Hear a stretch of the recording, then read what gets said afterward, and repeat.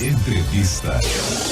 É isso aí, entrevista no Jornal da Xodó e recebendo o deputado estadual Paulo Júnior, que vem trazendo aí temas importantes, principalmente o retorno da Alese aí nesse segundo semestre, com os seus projetos e as ações em benefício da nossa população. Deputado Paulo Júnior, é satisfação recebê-lo mais uma vez aqui no nosso Jornal da Xodó, meu amigo. Boa tarde, meu querido amigo Baretinha, Bareta Filho, a Valquíria Miron, Eduardo Carvalho, a todos os ouvintes do programa Jornal da Xodó. Agradecer a vocês pela oportunidade em poder prestar contas da nossa atuação nesses praticamente 6 meses de mandato na qualidade de deputado estadual aqui representando o povo sergipano. É isso aí, Paulo, nós vamos trazer aqui informações importantes, né, uma avaliação, né, do próprio deputado sobre os trabalhos e projetos voltados aí para a nossa população. E nesse retorno, deputado, como é que tem sido aí, né, a movimentação e os bastidores lá na Alese para que projetos importantes possam, né, serem aprovados? Como é que está a nossa oposição, você que faz parte do quadro de oposição, essa sintonia entre os deputados e o próprio governo do estado? Pois bem, Baretinha, veja, o primeiro semestre a oposição, né, vocês profissionais da imprensa devem ter acompanhado, a gente atuou de forma bastante técnica, né, e também com posicionamentos mantendo sempre a coerência política, até porque o governo estava iniciando o seu mandato. Apesar do mesmo grupo estar administrando o nosso estado, né, mas são pessoas, na verdade, diferentes, né? Era Belivaldo e agora Fábio Mitidieri. E também houve algumas mudanças na questão até do próprio secretariado. Uma questão de coerência, a oposição pontuou críticas naquilo que a gente achou pertinente, chamar a atenção dos poderes fiscalizadores, dos poderes públicos, mas também manter a nossa população informada de forma transparente. Então, nesses 6 primeiros meses, nós travamos vários debates na Assembleia, os deputados de oposição, tanto também como deputado da base aliada do governo, apresentou diversos projetos, né, na Assembleia Legislativa. A gente pautou projetos de autoria dos deputados, aprovamos também e discutimos projetos também de iniciativa do próprio Poder Executivo. Fizemos, acredito, de forma bastante técnica e coerente, uma atuação que acredito eu que foi satisfatória.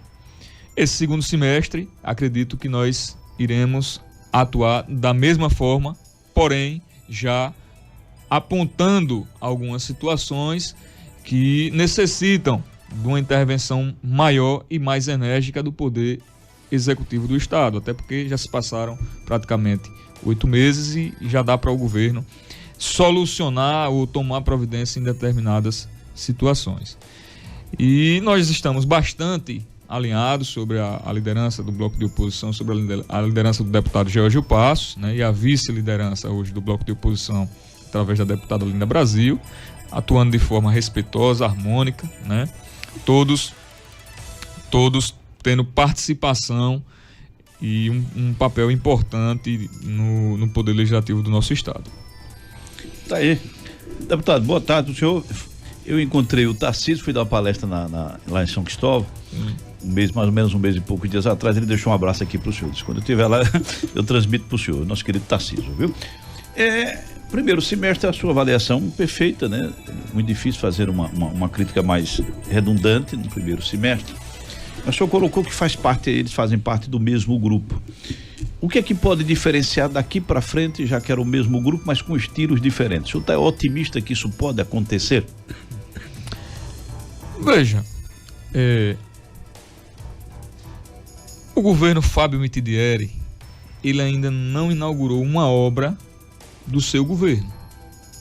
Todas as obras que Fábio Mitidieri tem inaugurado nos municípios sergipanos, todas as vezes que tem a realização desse evento do Sergipe aqui, são obras iniciadas pelo governo de Belivaldo. É só vocês fazerem se vocês fizerem uma pesquisa, vocês irão constatar isso. Por exemplo, hoje, o governo está realizando a edição do Sergipe aqui em Itaporanga da Ajuda. inaugurou a rodovia Arnaldo Garcês, que interliga Itapuranga ao município de Lagarto, passando pelo povoado Sapé, vai até o povoado de Brasília. Uma obra iniciada na gestão de Belivaldo.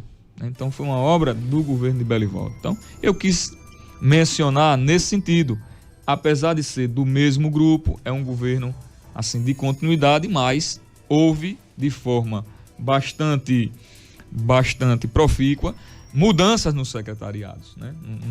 Não foi mantido praticamente 100% do secretariado. Isso é natural acontecer. Então a gente faz algumas pontuações naquilo que a gente perceber que em 6 meses de mandato daria para Fábio Mitidieri resolver. Entendeu? Não adianta a gente também fazer cobranças de algo que o cara era impossível resolver em 6 meses de mandato. Então, quando eu falo na questão da cobrança com coerência, é nesse sentido, né? E agora, nesse segundo semestre, a gente já precisa, e nós iremos fazer isso, né? E de forma bastante técnica e coerente, esses posicionamentos na Assembleia Legislativa, né? Como também nos meios de comunicação, na imprensa, através dos programas de rádio, TV, enfim. Mostrar ao povo sergipano aquilo que o governo deveria fazer e ainda não fez. E a gente tem percebido isso, viu, deputado? A gente tem acompanhado aqui nos nossos bastidores, né, do nosso jornalismo de credibilidade, que é o Jornal do Xodó, essa oposição coerente, que apresenta números, né, Eduardo, de forma técnica. Isso é muito importante para a nossa sociedade, poder acompanhar de fato esse travamento, né, essa importância de debates que acrescentam, sim, a nossa população. Então, parabéns pela oposição que o senhor tem feito, juntamente com outros deputados que fazem parte desta base, por apresentar não somente a fala, mas papel, documentos que comprovam em alguns pontos as divergências aí entre a situação e a oposição. Eles têm, o governo Mitidieri, ele optou por um secretariado mais técnico, né? Mais técnico. E só mesmo assim, os deputados também de forma técnica estão aí, né? Mas só que os últimos números que eu busquei, veja, em relação a questão do número de empregos em Sergipe, né? Ainda está bem acanhado, porque porque 6 meses ainda não deu para você ter, mas até então tudo que está sendo planejado ainda não nasceu, né? Ou seja, as ideias são boas. Não despertou ainda, certo? Não vingou ainda, né? Não estamos dizendo que não vai vingar. Certo. Talvez seja o tempo ainda, né? Mas a colocação do deputado é coerente, sim. Até agora você precisa, tudo que você está jogando aqui, plantando aqui, tem que pelo menos germinar, né? Essa é a avaliação que a gente faz. Eu acho que o deputado deve estar nesse mesmo alinhamento. É isso aí. Olha, vamos girar a informação, vamos com Aparecido ou Glauber? Glauber Leal, direto de Tobias Barreto, é isso? O Glauber participando através da nossa 1520. Vamos lá, tem perguntas a fazer o deputado Paulo Júnior. Mais uma vez, boa tarde, Bareta Filho, boa tarde, Valquíria Miron, também Eduardo Carvalho, e saudar aí o nosso entrevistado, o deputado estadual Paulo Júnior. Seja bem-vindo à Rede Xodó. Receba um abraço aqui da cidade de Tobias Barreto, em especial também da região Centro-Sul de Sergipe. A minha pergunta é a seguinte: uma das pautas tratadas na sua campanha foi a licitação de transportes intermunicipais. Então, gostaria de saber qual a situação atual dessa proposta e o que podemos esperar para os municípios interioranos. Desde já, agradeço os esclarecimentos e desejo uma ótima tarde. Saudar o querido amigo Glauber e agradecer a ele pela pergunta. Respondendo, eu quero informar que nós conseguimos aprovar um requerimento de nossa autoria na Comissão de Transportes da Assembleia Legislativa para a realização de uma audiência pública na Assembleia Legislativa para tratar sobre o transporte público da região metropolitana da Grande Aracaju, né? Na oportunidade, é um evento que não é do meu mandato, é um evento que será realizado pela Comissão de Transporte. E lá eu irei sugerir que convidem os representantes das superintendências municipais de transporte dos 4 municípios, de São Cristóvão, Socorro, de Aracaju e da Barra dos Coqueiros, os 4 prefeitos dos municípios envolvidos, os representantes das empresas, no caso da CETRANSP, os representantes dos rodoviários, os representantes dos usuários, que é peça fundamental nessa discussão, né?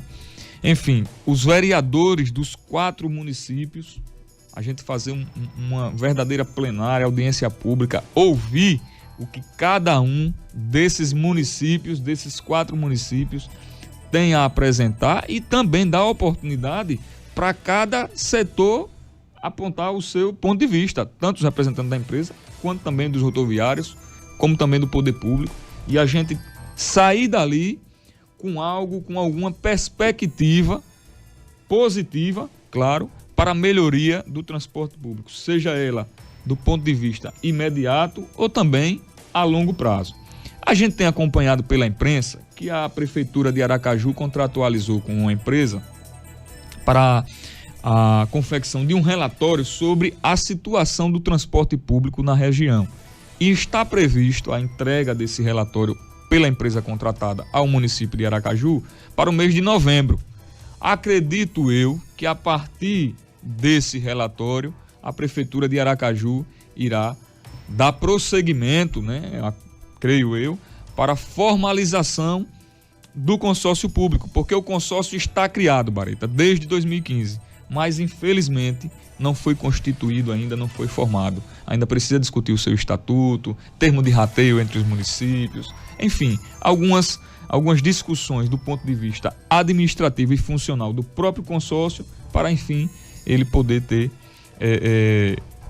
como é que se diz, eficácia, na verdade, e funcionamento perante a isso, porque nós só teremos transporte de qualidade se tivermos a licitação do transporte público. E eu acho, que aqui é agora a minha opinião, que se o prefeito Edivaldo Nogueira conseguir realizar a licitação do transporte público, ele deixará um grande legado marcando a sua gestão aqui no município de Aracaju durante esses 4 mandatos que ele administrou a nossa capital.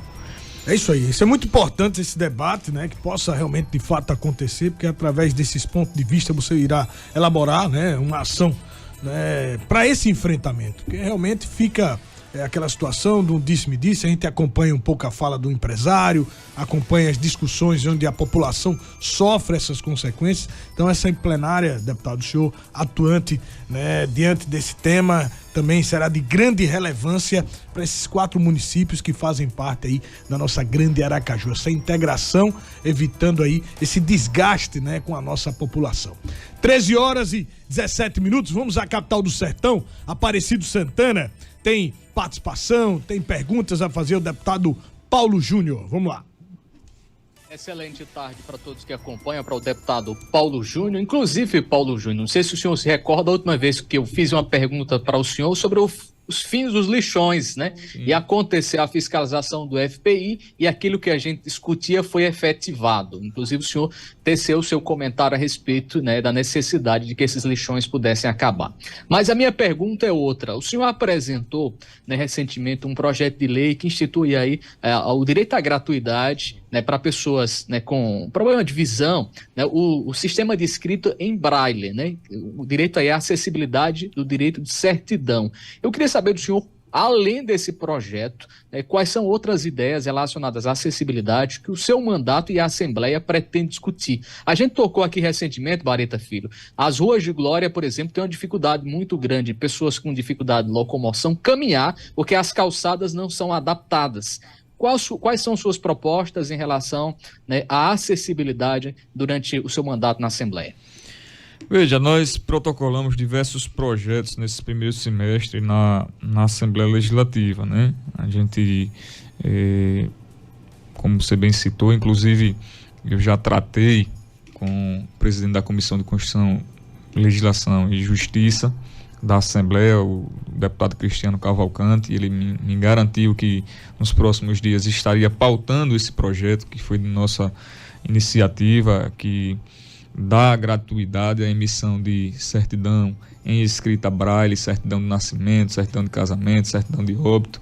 Eu estive visitando a Associação dos Deficientes Visuais e, além da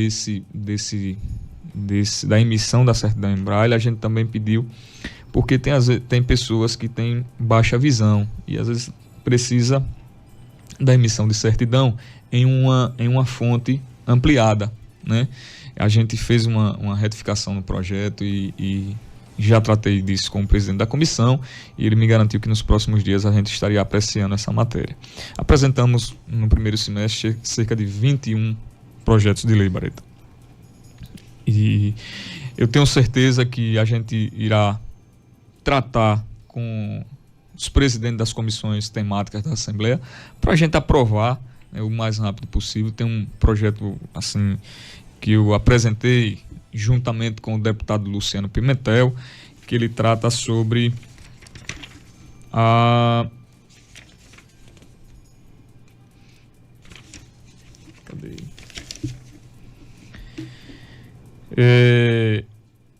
Ele obriga que os estádios de futebol, espaços de eventos, praças esportivas que recebam um público acima de 5 mil pessoas, destina a ter um espaço reservado para as pessoas, para os autistas, né? As pessoas que têm o transtorno. Isso. Porque às vezes um pai quer levar um filho para assistir uma partida de futebol e não tem, né, às vezes, barulho, né, das torcidas organizadas, os fogos, às vezes ele gera para ele ali, né, um desconforto. Então a gente está apresentando esse projeto. Eu apresentei juntamente com o deputado Luciano Pimentel, ele foi coautor junto comigo, para obrigar, né, a ter um espaço destinado, exclusivo, para essas pessoas poderem também incluir, né, essas pessoas também a participarem e assistirem partidas de futebol, eventos esportivos e de lazer aqui no nosso estado. Eu tenho certeza também que nós conseguiríamos aprovar esse projeto ainda esse ano, e também um projeto que trata de inclusão, né? Tenho certeza disso. Então tá aí, né, Aparecido? Muito obrigado, meu amigo, pela participação. Daqui a pouco tem mais, né? Tem informações trazidas aí com Aparecido Santana, direto da capital do sertão. Eduardo Carvalho. Em relação às parcerias público-privadas, o governo Mitidieri tem muita força do próprio governo, ou seja, os recursos do governo, ou recursos naturais, ou por empréstimo.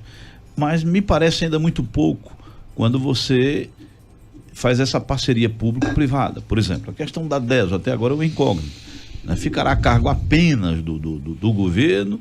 Há uma probabilidade de alguma parceria, né? Outra que me preocupa, a questão do DR, já foi fortíssima décadas atrás, né? Ora, tudo hoje é estrada, é rodovia, mas o que a gente ouve é que você não tem um grupo funcional qualificado, porque muita gente também já entrou até no processo de aposentadoria. Como é que o senhor está acompanhando isso?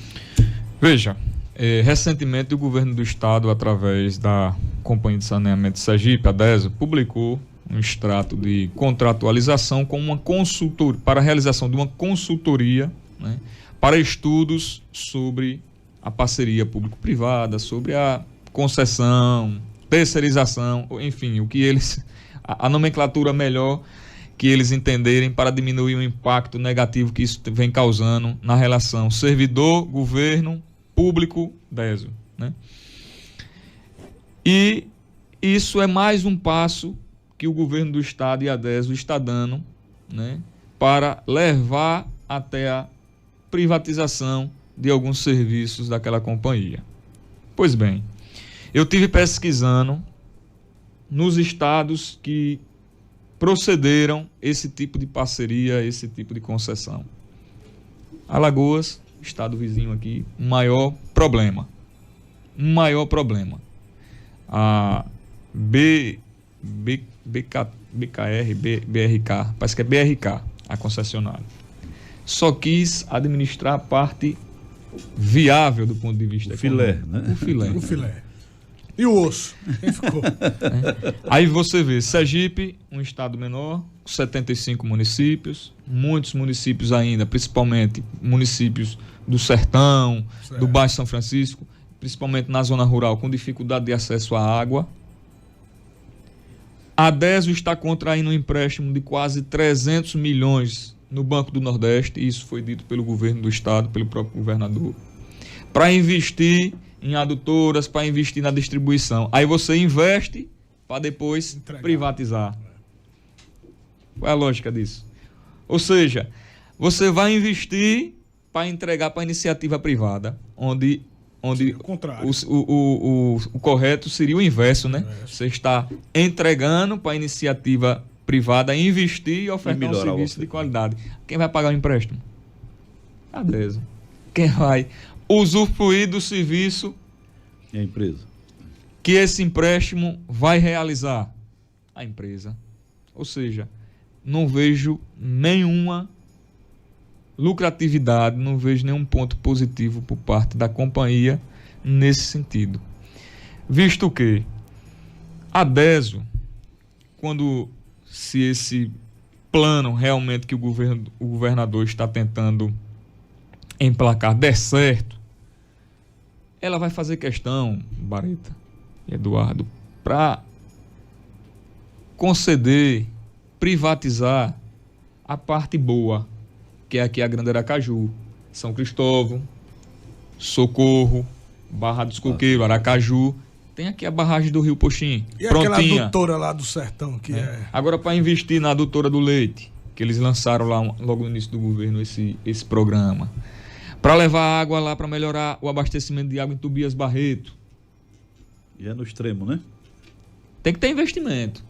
Se não tiver lucratividade, eles não fazem nem, tenho certeza, não fazem nem questão de adquirir aquele lote na hora de arrematar, na hora de adquirir para prestar o serviço. O governo tem dito, não, se fizermos isso vai ser lote único, ou seja, pegar todos.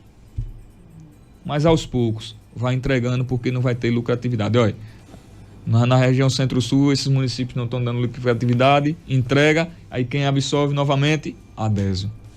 Ela podia ser fracionada por região? Dá certo isso? Então, é justamente isso que eu estou dizendo. É os lotes, né? Se fizer por região, eles só vão adquirir aquelas regiões que vai dar lucro. O governo tem dito que se fizer a PPP, ou a terceirização, a concessão, vai ser em lote único, porque ele vai ter que administrar aquele que não vai dar lucro, mas também vai fazer pegar a compensação. Deputado, numa dessas entrevistas, desses debates, né, que foram travados aí, lá na plenária, o do presidente do sindicato, né, dos funcionários da DES, ele questionou justamente a ação das terceirizadas, né? Sim. As empresas prestadoras de serviço para a DESO. Vocês têm esse conhecimento? E eu participei desse debate. Isso. Na discussão da votação do projeto que possibilitou a firmar parcerias públicos-privadas no âmbito em específico na DESO, o líder do governo, na oportunidade, disse que o povo sergipano estava reclamando dos serviços que estavam sendo prestados pela empresa e que nós, da oposição, estávamos indo para a tribuna para questionar e desqualificar o serviço da DESO. Ou seja, dizendo que os servidores da DESO prestavam um desserviço ao povo sergipano. No momento eu pedi a parte, ele me concedeu, e eu disse a ele que quem falou que os servidores da DESO prestavam um desserviço, péssimo serviço ao povo sergipano, foi o governador do estado num programa de rádio. Eu me recordo muito bem quando ele disse: eu só recebo reclamação da DESO, o povo sergipano só fala dos péssimos serviços prestados pela DESO, eu fui chamado para resolver, se não fosse para resolver que não me chamassem. Foi com esses termos que ele utilizou. Então, quem criticou os serviços prestados pelo povo, pelos servidores da DESO, foi o governador. Nesse momento eu fiz essa intervenção ao líder do governo que estava fazendo esse debate naquele momento. E fui mais além, junto com o deputado Jorge Passos. Hoje, o povo sergipano reclama dos serviços prestados pelas empresas terceirizadas. Que eu não vou estar dando ibope às empresas, mas você sabe muito bem quais são as empresas terceirizadas que prestam serviço da DESO. Aquelas que abre um buraco dia. E não fecha. Que passa 3 dias para fazer uma ligação de água. Enfim, são serviços terceirizados, contratualizados pela empresa DESO. Não são serviços prestados pelos funcionários públicos da DESO. Então tá aí, olha, 13h28, vamos com o Robson Martins, direto de Propiá, na 102.9, também interagindo com o deputado Paulo Júnior. Vem de lá, caríssimo. Pois é, mais uma vez, muito boa tarde, meus caríssimos, que acompanham a programação da Rede Xodó de Comunicação. Deputado estadual Paulo Júnior, receba um forte abraço aqui da região do Baixo São Francisco.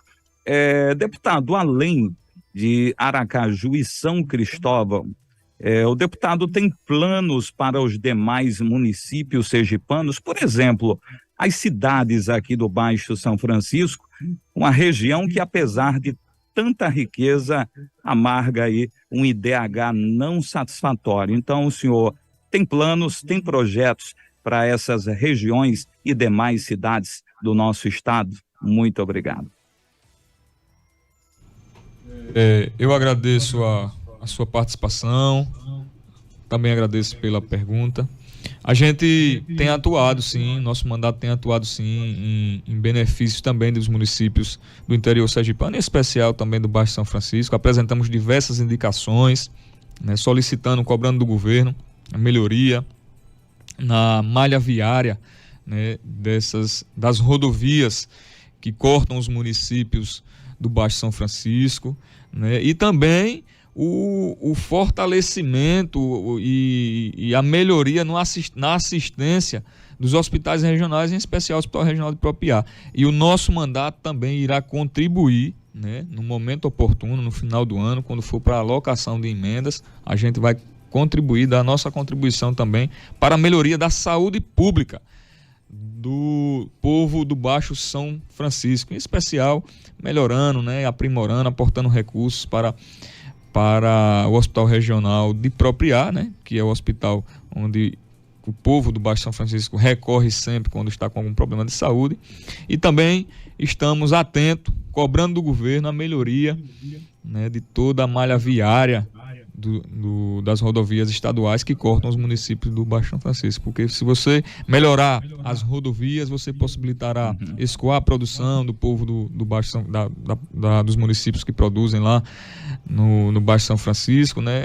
Fomenta também a questão do turismo na região, visto que margeia lá o estuário do Rio São Francisco. Enfim, dá uma contribuição muito importante para o desenvolvimento também desses municípios. Recentemente eu tive um bloco de oposição lá no município de Gararu, né,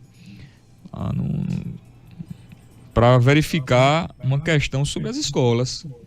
Estavam tentando fechar uma escola de ensino médio, levar para a zona rural. A gente foi lá constatar em loco, eu, o deputado Jorge Passo e Marcos Oliveira, para verificar realmente o porquê, qual a justificativa, entendeu? Fomos lá, fomos bem acolhidos pelos alunos, explicou, detalhou tudo certinho. Marcamos uma audiência, nós três, com o secretário Zezinho Sobral. Ele detalhou para a gente, nos garantiu que ia resolver o problema, que a intenção do Estado não era fechar a escola, pelo contrário. Então, assim, a gente tem atuado dessa maneira, né, de forma bastante transparente, quando também não tiver, não ser bem recepcionado, ou perceber que o governo também não tá dando muita importância para determinados assuntos, a gente chamar a atenção na Assembleia Legislativa para cobrar um posicionamento e uma resolutividade de forma mais enérgica. Olha, 13 horas e 32 minutos, o tempo é corrido, né? O Jornal da Xodó, né, vem trazendo ainda muitas informações, inclusive com as nossas equipes. Mas, deputado, eu queria que o senhor, nesse tempo final, né, pudesse, né, trazer aí alguns pontos, né, que não foram abordados aqui durante essa entrevista, para que a população pudesse estar ciente aí dos seus trabalhos desenvolvidos aí na LES, principalmente agora nesse retorno, um projeto futuro, uma ação que será desenvolvida aí nesse segundo semestre. Pois bem, Maritinha, veja, eu quero destacar aqui para o povo sergipano, em especial para os servidores públicos, né, que nós fomos contrários e manifestamos com profunda indignação o projeto de lei que o governo do estado encaminhou para a Assembleia, né, fixando em 2,5% o percentual de reajuste dos servidores públicos. Tanto eu quanto os deputados de oposição marcamos posição, manifestamos o nosso voto contrário e justificamos o porquê.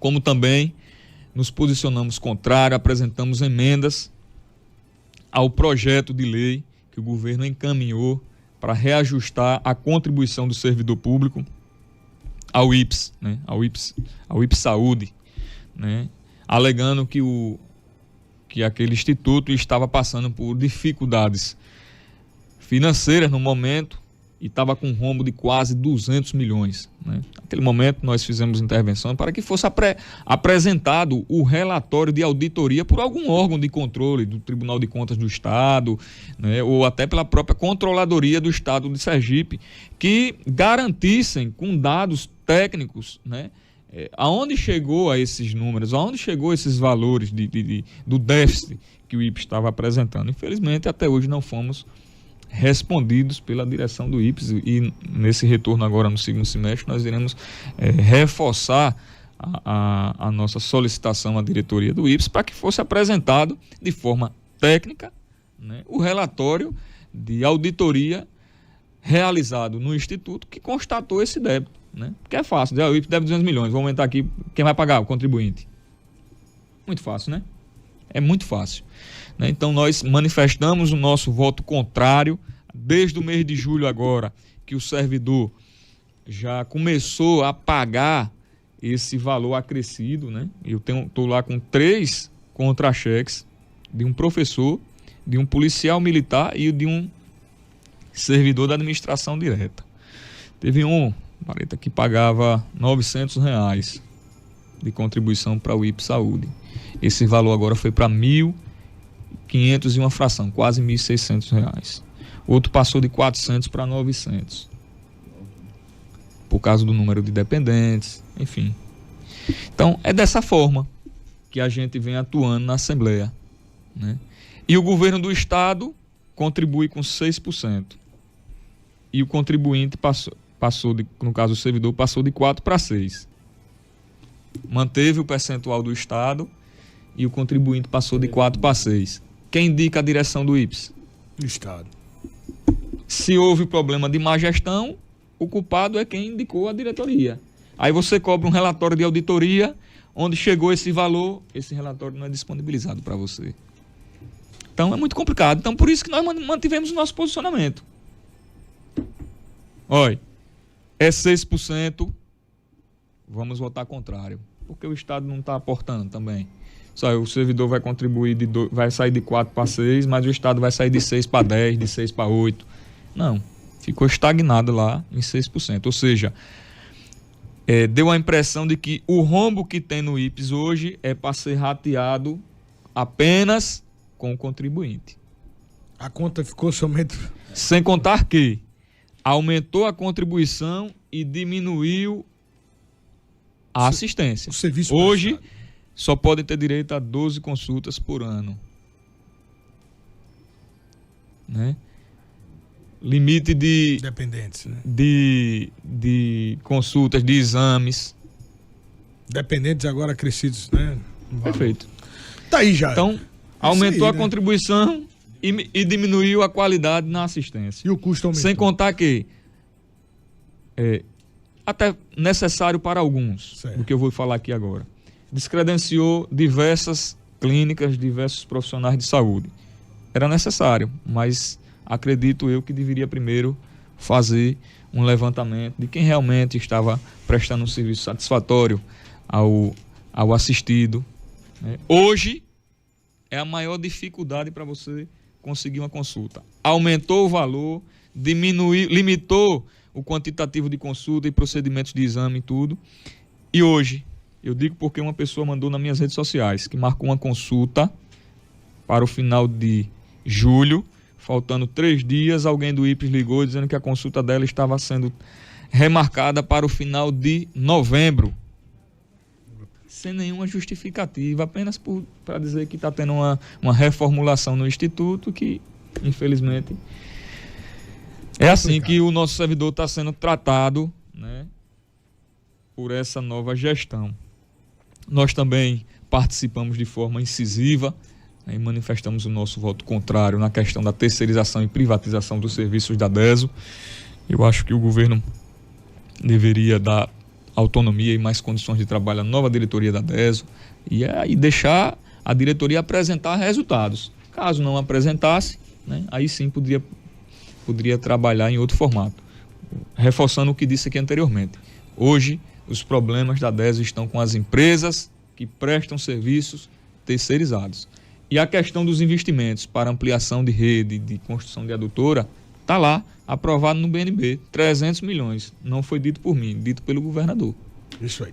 Olha, 13h39, agradecendo a participação do deputado estadual Paulo Júnior, que faz parte, né, do grupo de oposição, trouxe aqui algumas das suas ações, principalmente aí mantidas direto a população, buscando orientações. Isso foi muito importante aqui para que você pudesse vivenciar um pouco do seu dia a dia, né, dos seus projetos voltados aí, suas cobranças enquanto um deputado da base de oposição.